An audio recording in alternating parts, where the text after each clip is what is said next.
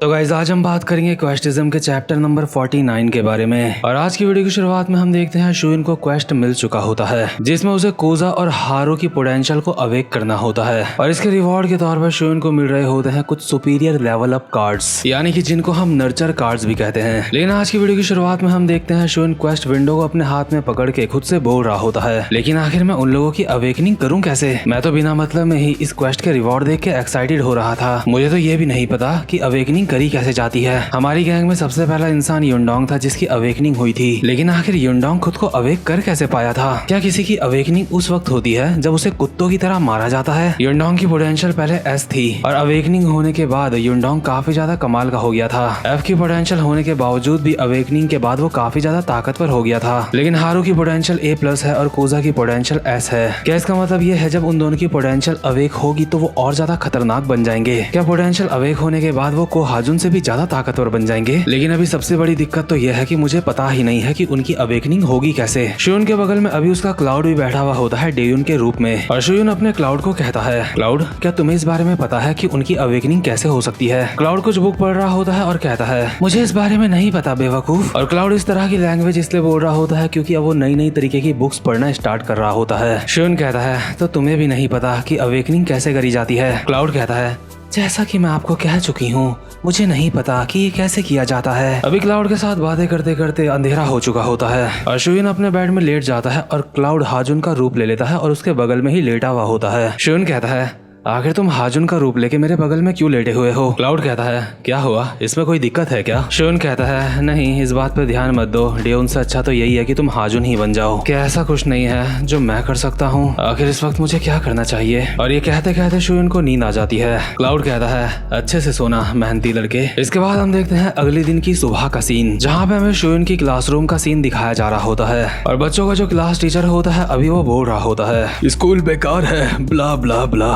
मुझे तुम्हारी ये सारी की सारी ब्ला ब्ला बातें बहुत ही बेकार लगती हैं, इसलिए रोना धोना बंद करो। जो नया सीटिंग अरेंजमेंट है वो इतना भी ज्यादा बेकार नहीं है। वैसे भी काफी समय से हमने ये सीटिंग अरेंजमेंट बदला नहीं था, इसलिए ये वाला सीटिंग अरेंजमेंट बिल्कुल ठीक है। तुम्हारे साथ तुम्हारा जो नया डेस्क मेट बैठा है उसके साथ अच्छे से रहना। यानी कि अभी रैंडमली दो बच्चों को साथ में बैठा दिया होता है और जब दो दोस्त लोग साथ में नहीं बैठे होते तो उन्हें दिक्कत तो होती ही है, इसलिए बच्चे फालतू में चिल्ला रहे होते हैं। लेकिन हम देखते हैं इस रैंडम प्रोसेस में चैरिन और शुइन साथ में बैठ जाते हैं। शुइन अभी मस्त करके उबासियां ले रहा होता है और जैसे ही वो देखता है कि उसके बगल में चैरिन बेक बैठी है, शुइन कहता है, हे चैरिन बेक, मैंने सोचा नहीं था हम दोनों अगल बगल बैठ जाएंगे, ये सच में काफी ज्यादा कमाल की बात है। चैरिन दूसरी तरफ मुंह करके कहती है, हाँ मैंने भी इस बारे में सोचा नहीं था। क्योंकि चैरिन शुइन की तरफ देख नहीं रही होती, इसलिए शुइन कहता है, हे चैरिन, क्या तुम अब भी मेरे ऊपर गुस्सा हो? क्या तुम्हारा मुझे देख के दिमाग खराब हो रहा है क्योंकि मैं तुम्हारे साथ बैठ गया हूँ? लेकिन चैरिन को अभी वो पल याद आ रहे होते हैं जब उसकी दोस्त ने कहा था कि शुइन को तू पसंद करती है, ये बात मान ले। इसलिए चैरिन अपने मन में बोल रही होती है, आखिर अब मैं क्या करूँ?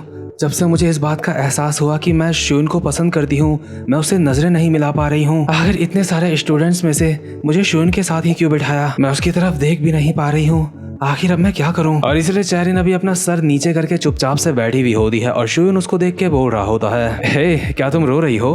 तुम मेरे साथ बैठी हुई हो, तुम्हें इस बात से इतनी ज्यादा नफरत है? हे चैरिन देखो, लगता है तुम्हारे हाथ में किसी कीड़े ने काट लिया है। और जैसे ही शुइन अपनी उंगली से चैरिन के उस जगह पे टच करता है तो चैरिन कहती है, आखिर तू मुझे अचानक से ऐसे टच क्यों कर रहा है? शुइन कहता है, मुझे लगता है तुम्हारे हाथ में किसी कीड़े ने काटा है और तुम अगर अपने नाखून से उसको ठीक से दबा लोगी तो तुम्हें बाद में दिक्कत नहीं होगी। तुम कहो तो तुम्हारे लिए मैं ऐसा कर दूं? देखो, अगर तुम नहीं चाहती तो मैं ऐसा नहीं करूंगा, बस मुझे बता दो। चैरिन अपना हाथ शुइन के सामने रख देती है और कहती है, मुझे बाद में कोई परेशानी नहीं चाहिए, तुम कर दो। शुइन चैरिन का हाथ पकड़ के जहाँ पे कीड़े ने काटा होता है वहाँ पे दबा देता है और कहता है, मुझे तो लगा था तुम बोलोगे कि मुझे तुम्हारी मदद की जरूरत नहीं है। चैरिन बे, क्या तुम्हें भी शर्म आ रही है? लेकिन इसके बावजूद भी तुमने मुझे अपनी मदद करने से मना क्यों नहीं किया? चैरिन अभी शर्माते हुए बोल रही होती है, मुझे छो मत। लेकिन मनी मन में चैरिन अपने मन में बोल रही होती है, आखिर मैं शुइन को मना क्यों नहीं कर पाई? शिट, मैं उसे मना नहीं कर पा रही हूँ। शुइन कहता है, तो अब हम नए डेस्क मेट हैं, तुम्हें उस कीड़े के काटने से कोई भी दिक्कत नहीं होगी, अब सब कुछ ठीक है। चैरिन शर्माते हुए कहती है,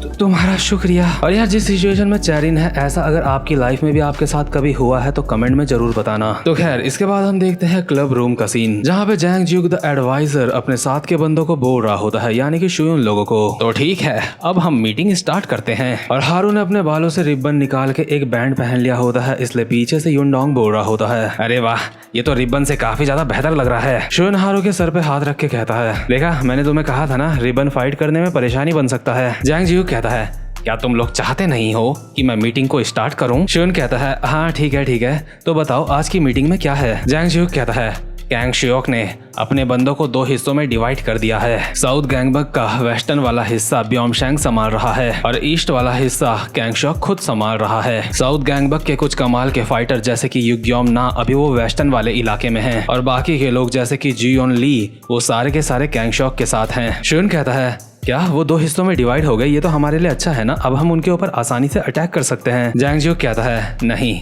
ये बहुत ज्यादा खतरे से भरा हुआ है क्योंकि वेस्ट वाले इलाके में ब्योमशैंग है। अगर अभी हम साउथ गैंगबक के ऊपर अटैक करेंगे तो ब्योमशैंग हमारे ऊपर हमला कर देगा। इसका मतलब ये है कि कैंग शियोक से पहले हमें ब्योमशैंग को निपटाना होगा। शुयून कहता है, 1 मिनट, इस बात का मतलब तो यह है कि? जैंग जियोक कहता है, हाँ तुम बिल्कुल सही समझे हो, हमें युग्योम ना से फाइट करनी ही पड़ेगी। तुम्हारी युग्योम ना के साथ पहले भी फाइट हो चुकी है, इसलिए तुम्हें पता है कि उससे फाइट करना आसान नहीं होगा। अभी शुयून युग्योम ना के बारे में सीरियस होकर सोच ही रहा होता है, लेकिन इतने में ही यहाँ क्लब के अंदर डेयुन पहुंच जाती है और कहती है, फाइनली तुझे ढूंढ लिया शुयून की हरामजादे, तूने दोबारा से मेरे पर्स से पैसे टपाए हैं ना? शुयून कहता है, अरे क्या हुआ, इतनी छोटी सी बात पे इतना चिल्लाने की क्या जरूरत है? डेयुन, अब तुम बच्ची नहीं हो, तुम्हें बड़े इंसानों की तरह बात करनी चाहिए। डेयुन कह रही है, हरामजादे तू मुझे बड़ा होने के लिए बोल रहा है? बड़ा होने की जरूरत तुझे है जो अपनी छोटी बहन के पर्स से पैसे टपाता है। शुयून कहता है, तुम्हारे बड़े भाई को उन पैसों की बहुत ज्यादा जरूरत थी, तुम्हारा बड़ा भाई उन पैसों का इस्तेमाल बहुत ही अच्छी जगह पे करेगा। जैंग जियोंग हरामजादा डेयुन को देख के बोल रहा होता है, ये प्यारी सी लड़की कौन है? पूजा कहता है,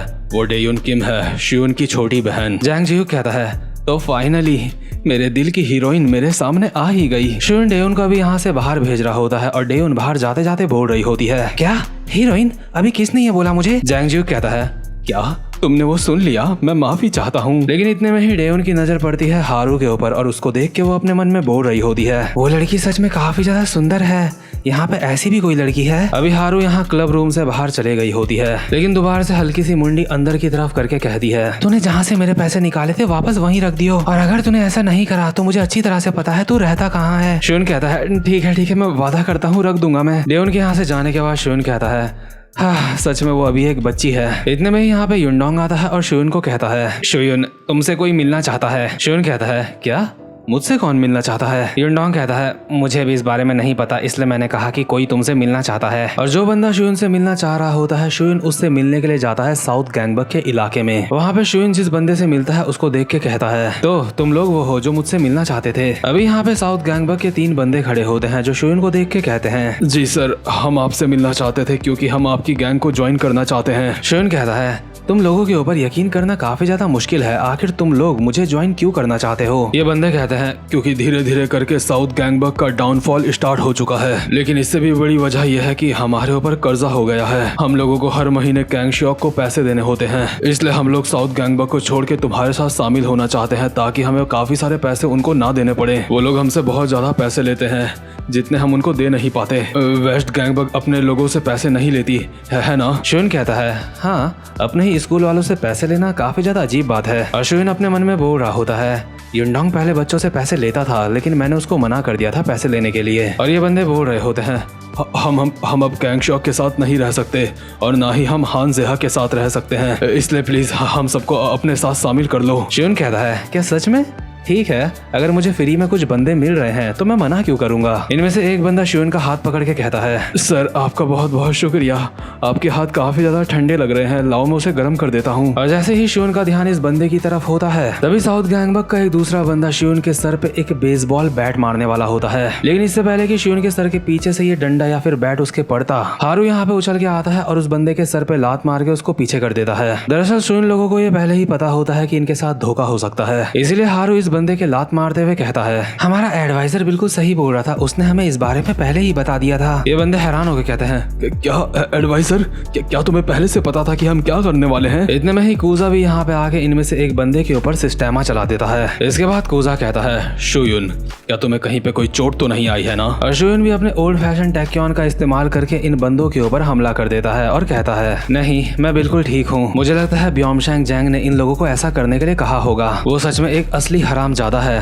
और वो ऐसी गिरीवी हरकत करने लग गया मुझे पकड़ने के लिए। लेकिन इतने में ही शुयुन लोगों के सामने से और भी साउथ गैंगबक के बंदे यहाँ पे आ जाते हैं और कहते हैं, लगता है वेस्ट गैंगबक काफी ज्यादा काबिलिया तारीफ है जो उसे हमारे प्लान के बारे में पता चल गया, लेकिन बदकिस्मती से हमारे यहाँ पे और भी काफी सारे लोग मौजूद हैं। और जैसे ये लोग शुयुन के सामने आते हैं उतने में ही उसे एक साइड क्वेस्ट भी मिल जाता है, जो कि होता है इन साउथ गैंगबक के बंदों की अच्छी तरह से तोड़ना। इनमें से 10 बंदों को मारने में शुयुन को मिल रहा होता है एक ब्रॉन्ज कार्ड, 15 बंदों को मारने में मिल रहा होता है एक सिल्वर कार्ड, और अगर शुयुन इन सारे के सारों को पेल देता है तो शुयुन को मिल रहा होता है एक गोल्ड कार्ड। और क्योंकि शुयुन को अभी एक मस्त अपॉर्चुनिटी मिल चुकी होती है गोल्ड कार्ड हासिल करने की, इसलिए शुयुन इन लोगों को कहता है ब्योमशैंग को कहना कि मैंने उसको शुक्रिया कहा है। ये लोग कहते हैं, क्या शुक्रिया, लेकिन किस चीज के लिए? शुयुन कहता है, क्योंकि उस हरामजादे की वजह से मुझे काफी ज्यादा एक्सपीरियंस मिलने वाला है। और इस समय शुयुन के 2 क्वेस्ट एक्टिवेट होते हैं। पहला तो इन लोगों को मारने वाला ही होता है और दूसरा होता है कूजा और हारू की पोटेंशियल को अवेक करने वाला। हारू और कूजा भी इन लोगों से फाइट करने के लिए तैयार होते हैं और शुयुन कहता है, कूजा, हारू, लगता है ये लोग हमें कम समझ रहे हैं, चलो